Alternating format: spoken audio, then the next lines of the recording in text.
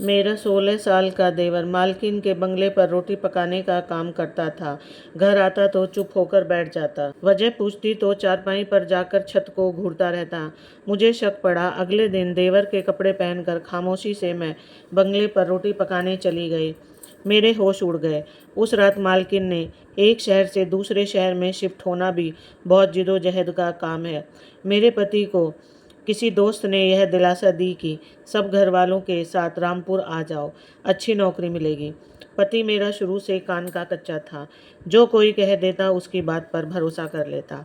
सास ससुर नहीं थे, बस हम पति पत्नी थे और एक देवर जो कि छोटा ही था। हम सबको लेकर मेरा पति रामपुर पहुंच गया। जिस दोस्त ने सुहाने ख्वाब दिखाए थे वह न जाने कहाँ घनचक्कर हो गया था। जो थोड़ा बहुत हमारे पास जमा पूंजी थी उसका हमने किराए का घर खरीद लिया। मेरे पति ने अपने दोस्त को बहुत ढूंढा लेकिन वह कहीं नहीं मिला। हमें इस मोहल्ले में भी सिर्फ 2 ही दिन हुए थे। इस घर को देखते तो दम घुटने सा लगता। मैंने तो कभी भी नहीं सोचा था कि हम पर यह मुसीबत आ सकती है। घर का किराया देने की खातिर हम 3 दिन से रूखी रोटी पानी में भिगो भिगो कर खा रहे थे। इतना ही खाते कि जरा भूख में कमी आ जाती, वरना हमने हफ्तों से पेट भरकर खाना नहीं खाया था। पति खाना बनाने वाला अच्छा इंसान था, मगर रामपुर जाकर बेरोजगार हो गए थे।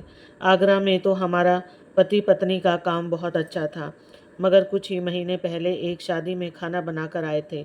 बिरयानी के भगोने में कहीं से छिपकली गिर गई। जब मेहमानों के सामने छिपकली निकली तो कोहराम मच गया था। बारातियों ने खाना थूकना शुरू कर दिया और बुरा भला कहने लगे। 2 बच्चे मौत का शिकार हुए तो कैटरिंग वालों ने भी सारी जिम्मेदारी मेरे पति पर ही डाल दी। उन लोगों ने मेरे पति को जेल भिजवा दिया। मेरे अलावा 16 साल का देवर था। हमने तमाम जमा पूंजी और जेवरात पति को छुड़ाने की खातिर रिश्वत में दे दिए, मगर कमबख्तों ने अगले ही दिन देवर को धक्के देकर निकालते हुए कहा कि वह अपनी सज़ा पूरी करके ही निकलेगा। पति की अलग परेशानी थी, वहीं घर भी बेचकर एक किराए के मकान में शिफ्ट होना पड़ा। सब कुछ बेचकर पति की रिहाई कराई तो उसके दोस्त ने कहा कि आगरा छोड़ दो, वरना पुलिस बार बार गिरफ्तार करने पहुंच जाएगी। रामपुर आ जाओ तो यहाँ नौकरी लगवा दूंगा। पति पहले ही डरा हुआ था, इसलिए हमें रामपुर ले आया, लेकिन अब वह दोस्त भी गायब था। पति को बस एक ही मामूली सी रेस्टोरेंट में काम मिला था, लेकिन उसकी तनख्वाह में बस किराया ही निकलता था। इसलिए छोटे देवर अमन ने भी काम ढूंढना शुरू कर दिया। मैं घर में झाड़ू देकर अभी बैठी ही थी कि तभी दरवाजे पर दस्तक हुई। शायद अमन आ चुका था।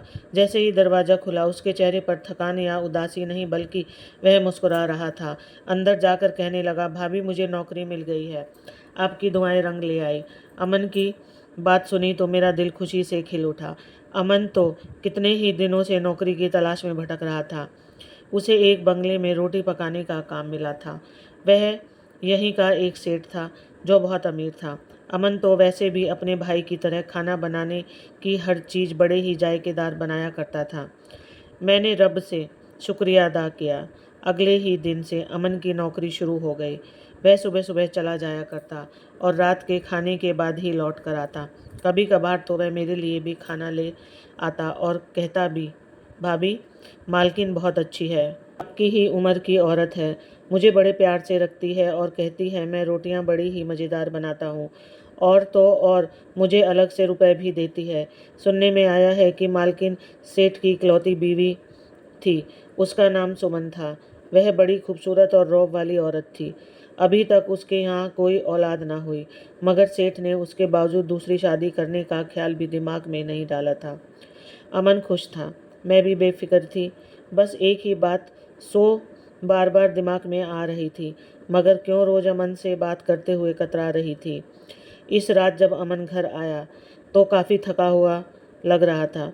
मुझे कहने लगा कि आज मालकिन के यहाँ उनकी सहेलियों की दावत थी। अगले 1 महीने के लिए मालिक दूसरे मुल्क जा रहे हैं, तो मालिक और मालकिन के बहुत से दोस्त आज उनके बंगले पर आए थे। मैंने देवर की बात सुनी और फिर झिझकते हुए बोली कि तुम्हारी मालकिन तो बड़ी शरीफ औरत मालूम होती है, नेक दिल भी बहुत लगती है। तुम क्यों ना उससे कहो कि वह तुम्हारे भाई को भी काम पर लगवा दे। उसकी तनख्वाह से बस घर का किराया ही अदा होता है। अगर हो सके तो अच्छी नौकरी लगवा दे। यह सब तो इत्तेफाक से ही हुआ था। अमन सोच में पड़ गया और बोला कि मैं कल जरूर मालकिन से बात करूंगा। अगले दिन अमन मुझे उम्मीद देख कर काम पर चला गया और मैं भी उम्मीद में थी कि अगर ऐसा हो जाए तो क्या ही बात होगी। दोपहर का वक्त था। मैं बैठी सपना सजा रही थी कि तभी दरवाजे पर दस्तक हुई। इस वक्त भला कौन आ सकता है। अमन तो रात को ही आया करता था। जब डरते हुए दरवाज़ा खोला तो सामने मेरा पति जैन खड़ा था, मगर जख्मी हालत में। उसको किसी गाड़ी वाले ने टक्कर मार दी थी। मैं उनके गले लगकर रोने लगी। पति लंगड़ाता हुआ अंदर आया और चारपाई पर बैठ गया और मुझे कहने लगा कि पाँव की हड्डी टूट गई है, पाँव में तकलीफ है। मेरे पास तो पैसे ही नहीं थे। रात को जब अमन आया तो भाई को देखकर उससे रहा नहीं गया। अगले दिन उसकी मालकिन ने अमन के बताने पर मेरे पति का अच्छे हॉस्पिटल में इलाज करवाया, लेकिन मेरे पति के पाँव की हड्डी टूट चुकी थी। अभी भी प्लास्टर बंधा हुआ था। मैं चाहती थी कि मैं खुद जाकर मालकिन और मालिक का शुक्रिया अदा करूं, मगर पति इस वक्त मेरे मोहताज थे, इसलिए मैं जा ना सकी। 15 दिन बाद पति भी काम पर जाने लगे। पहले से काफ़ी बेहतर हो गए थे। अमन वैसे तो रोज़ वक्त पर आ जाता था, लेकिन आज अभी तक नहीं आया। रात के 1 बज चुके थे और मैं उसका बेचैनी से इंतज़ार कर रही थी। आधी रात को कॉल करके कहने लगा कि मैं आज बंगले पर ही रुकूंगा। मैं भी चुप हो गई। पति का भी काम अगले दिन से शुरू हो चुका था। अगले दिन जब देवर वापस आया तो उसके चेहरे पर जरा भी मुस्कुराहट नहीं थी। उसने अपनी जेब से नोट निकाल कर मेरे हाथ पर रख दिया और कहने लगा, भाभी यह लो घर चलाओ, मुझे तनख्वाह मिल गई है। मैं तनख्वाह देखकर मुस्कुराई, मगर देवर जी को गुमसुम देखकर उठने लगी। मेरी अपनी कोई औलाद ना थी। रब ने 3 बेटे दिए थे, मगर तीनों ही 1 या 2 महीने के होकर ही मर चुके थे। देवर को ही अपना बेटा समझती थी। बिल्कुल माँ की तरह मुझे उसकी फिक्र थी। मगर मैं देवर के कमरे में गई, जहाँ वह उदास सा चेहरा लिए लेटे छत को घूर रहा था। मैं उसके पास गई और माथे पर हाथ रखा तो वह बिल्कुल ठंडा था। देवर से सवाल किया तो कहने लगा, मैं बिल्कुल ठीक हूँ, बस जरा सी थकावट है। अगले दिन दोबारा देवर बंगले में ही रहा। जब देवर से पूछा तो कहने लगा, मालकिन कहती है कि मुझे बंगले में अकेले डर लगता है। तुम भरोसे वाले लगते हो, इसलिए यहीं रुक जाया करो। देवर की बात सुनकर मैं तो खामोश हो गई। ना जाने क्यों मुझे ऐसे लग रहा था कि जैसे कुछ ठीक नहीं है। वह मुझे परेशान सा लग रहा था। अमन शायद मुझसे कुछ छुपा रहा था। पहले तो वह बोलते ही नहीं थकता था, जरा जरा सी बात पर बहुत तेज हंसता था और अच्छे खासे मौके पर भी बात को बदलकर जो मंजर पेश करता था कि हंसी आ ही जाया करती थी। मगर कई दिन से उसका खामोश रहना मुझे परेशान कर चुका था। फिर शायद उसके भाई का आना इसे अच्छा नहीं लगता था। मेरे पति को नौकरी तो मिल चुकी थी, मगर उन्होंने कॉन्ट्रैक्ट किया था कि वह 1 महीने तक मेरे पति को तनख्वाह नहीं देंगे। अगर उनका काम अच्छा रहा तो बदले में वह उन्हें हमेशा के लिए अपने पास रख लेंगे। देवर ही हमारा इस वक्त अकेले कमाने वाला था। वह जो कुछ कमा कर लाता उसी से घर चल रहा था। कहीं उसके दिमाग में यह बात तो न आ गई थी कि अब उसे मेरे साथ साथ अपने भाई का भी खर्चा उठाना पड़ेगा। मेरे दिमाग में अजीबोगरीब से ख्याल आ रहे थे, मगर मैं देवर की हालत से भी बेफिक्र थी। वह तो ऐसा भी नहीं सोच सकता था। फिर आखिर क्या बात थी जो देवर इस कदर परेशान था। अगले दिन जब वह घर वापस आया तो कहने लगा, आज से मैं शाम को ही जाया करूँगा और फिर सुबह वापस आया करूँगा। मैं चौंक कर देवर को देखने लगी। मुझे यूं देख कर देवर नज़रें चुराने लगा। मैं कहने लगी कि तुम तो रोटियां बनाया करते थे, क्या मालकिन ने तुम्हारी ड्यूटी बदल दी है जो अब तुम रात को जाया करोगे। देवर खामोश हो गया और मुझे कुछ नहीं बोला। मैं उसके पास गई और उसके सर पर हाथ रख कर कहने लगी, क्या बात है, मुझे तुम काफ़ी दिनों से परेशान लग रहे हो। कुछ परेशानी है तो मुझे बताओ, क्या हुआ है। वहाँ पर काम करने वाले तुम्हें तंग करते हैं या मालकिन बहुत गुस्सा करती है। अमन ने गहरी सांस ली और फिर कहने लगा, नहीं, ऐसी कोई बात नहीं भाभी, मैं बिल्कुल ठीक हूँ। यह कहकर वह दोबारा कमरे में चला जाता। यूं ही सोच में घूमता रहता। चेहरे पर पीलापन आता जा रहा था। खाना भी वह ठीक से नहीं खा रहा था। अक्सर मैं तंज कस के कहने लगती कि बंगले का खाना तुम्हें रास आ गया है, इसलिए भाभी के हाथ के बनी हुई फीकी सब्जी अब अच्छी नहीं लगती। तो अमन हल्का सा मुस्कुरा कर बात को नहीं में कह देता। देवर की हालत मुझे परेशान कर रही थी। पति तो वैसे ही शहर में बड़े रेस्टोरेंट में काम कर रहे थे। मुझे देवर की फिक्र होने लगी। दिल में कई ख्याल आते थे। आखिर मालकिन इसे आधी रात को अपने पास क्यों रखती है। मैंने फैसला किया कि मैं इस मामले की तह तक जाकर रहूंगी। अगले दिन देवर घर आया तो मैं उसके पास चली गई और बोली कि आज तुम घर पर ही रहो, आज रोटी बनाने मैं जाऊंगी। देवर ने जब यह बात सुनी तो उसका रंग लाल होने लगा।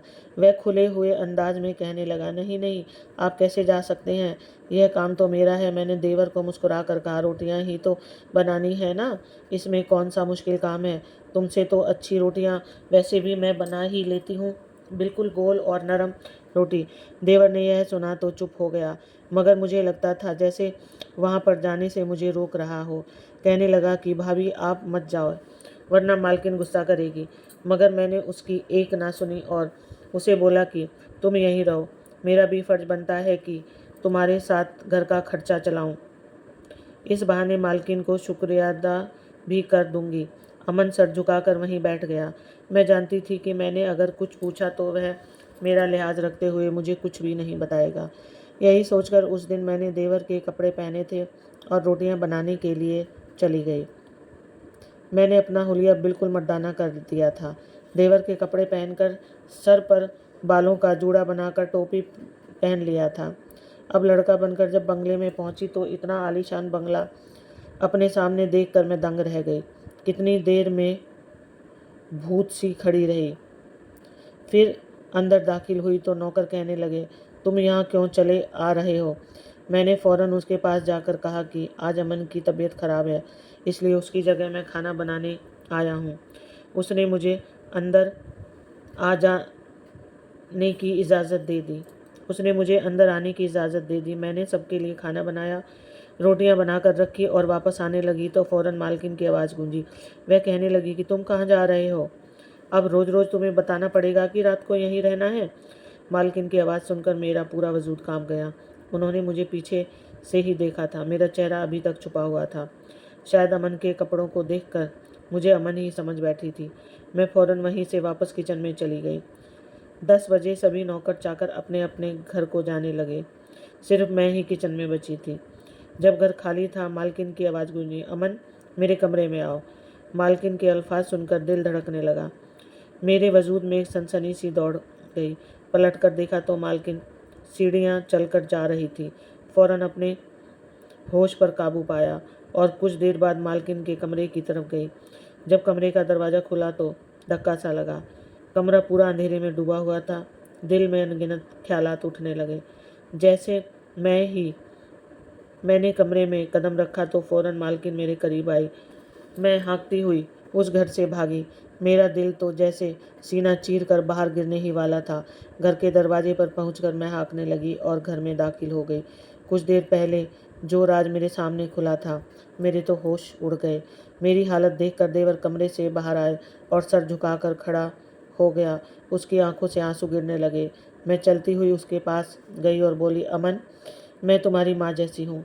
मुझे सच सच बताओ कि आखिर क्या हुआ था तुम्हारे साथ। अमन कुछ देर तो खामोश खड़ा रहा, फिर ढके खुले अल्फाज में जो बताने लगा तो मेरे दिल में मालिक और मालकिन के प्रति नफरत होने लगी। मालकिन जैसी औरत थी तो हम जैसे गरीब नौकरों के लिए धब्बा होती हैं, वही मालिक जैसे मर्द भी हर तरह से बेगैरत और बेशर्म होते हैं, जो बीवी को मासूम बच्चों पर डोरे डालते हुए देखकर भी चुपचाप तमाशा देखते हैं। मालकिन का दिल मेरे देवर पर आ चुका था। उस दिन जब उसने भाई के इलाज की बात की तो मालकिन ने बदले में उसे जो फरमाइश की वह मजबूरन अमन को पूरी कर रहा था। भोला था, ज़्यादा समझ नहीं रखता था। उसकी खातिर बोलकर बता न सका। मुझे बताते हुए फुट फुट कर रोने लगा कि मैंने अपनी मर्जी से यह गुनाह नहीं किया। मैं देवर को चुप करवाने लगी। मुझे उस पर भरोसा था। अगले दिन मैंने उस औरत के खिलाफ पुलिस में कंप्लेंट करवाई। पुलिस उसे गिरफ्तार कर चुकी थी। वह कहने लगी कि मैं झूठ बोल रही हूँ, लेकिन इस बात की गवाही उसके घर के दूसरे नौकरों ने भी दी, तो उसे सज़ा से कोई बचा न सका। उसके बाद हम लोग वापस आगरा चले गए, जहाँ पति नौकरी करते थे। अमन को भी एक टेक्सटाइल इंडस्ट्रीज में नौकरी मिल गई थी। वह हर काम बहुत ही जल्दी सीख जाता था, इसलिए वहाँ भी अपनी मेहनत से अपना सिक्का जमा चुका था। इस घटना को काफ़ी साल गुजर गए। अमन की शादी भी हो चुकी है, लेकिन अभी भी जब मैं उस चीज़ के बारे में सोचती हूँ कि अमन ने हमारी खातिर कितनी बड़ी कुर्बानी दे डाली, यह सोचकर मेरे दिमाग में अमन के लिए इज्जत और आदर और भी बढ़ जाता है। धन्यवाद।